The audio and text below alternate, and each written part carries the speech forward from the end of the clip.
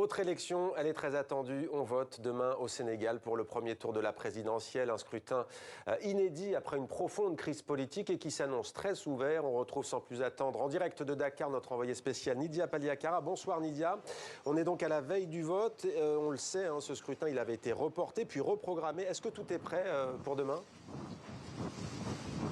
Bonsoir Mohamed. En tout cas, selon les autorités, tout est fin prêt.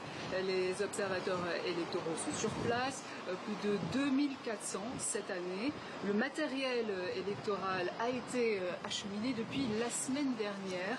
Concernant les électeurs, ils sont plus de 7 millions d'inscrits, même si que 57% des cartes d'électeurs ont été distribuées sur les enjeux de la participation des jeunes. Regardez ce reportage de Clément Bonnereau.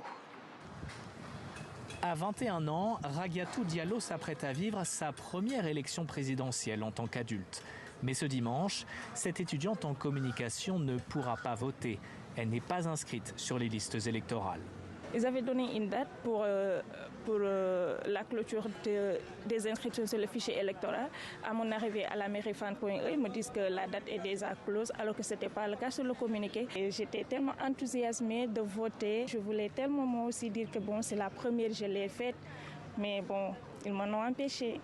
Comme Raghiatou, de nombreux autres jeunes pourraient ne pas voter dimanche. Certains parce qu'ils ne sont pas inscrits sur les listes, d'autres parce qu'ils n'ont pas encore retiré leur carte d'électeur.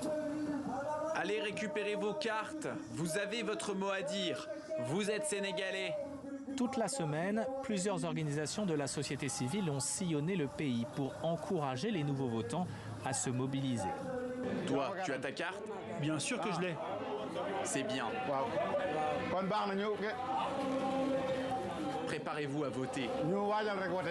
Pour ce membre du collectif Y en a marre, la participation des jeunes à ce scrutin est un impératif démocratique. 70% de la population est jeune et nous pensons que la majorité du pays est jeune, donc ils ne peuvent pas s'abstenir pour les élections. Selon les chiffres de la Direction générale des élections, un peu moins de 470 000 nouveaux électeurs ont été inscrits sur les listes lors de la dernière révision du fichier électoral en avril et mai 2023.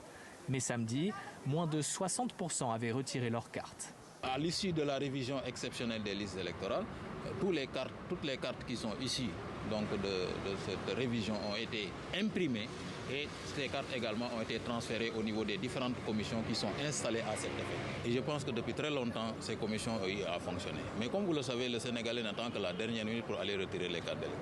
Les électeurs inscrits sur les listes électorales ont jusqu'à ce samedi soir, minuit, pour retirer leur carte en mairie ou en préfecture. Voilà pour ce reportage. Merci Nidia Paliakara, en direct de Dakar au Sénégal. On vous retrouve ce soir avec Clément Bonnereau dans la page spéciale consacrée à cette présidentielle sénégalaise. Ce sera dans le Journal Afrique de TV5 Monde, présenté par Dominique Chimbakala, la rédaction de TV5 Monde, qui se mobilise avec un dispositif exceptionnel tout au long du week-end, avec donc nos envoyés spéciaux à Dakar, mais aussi tous nos correspondants sur place.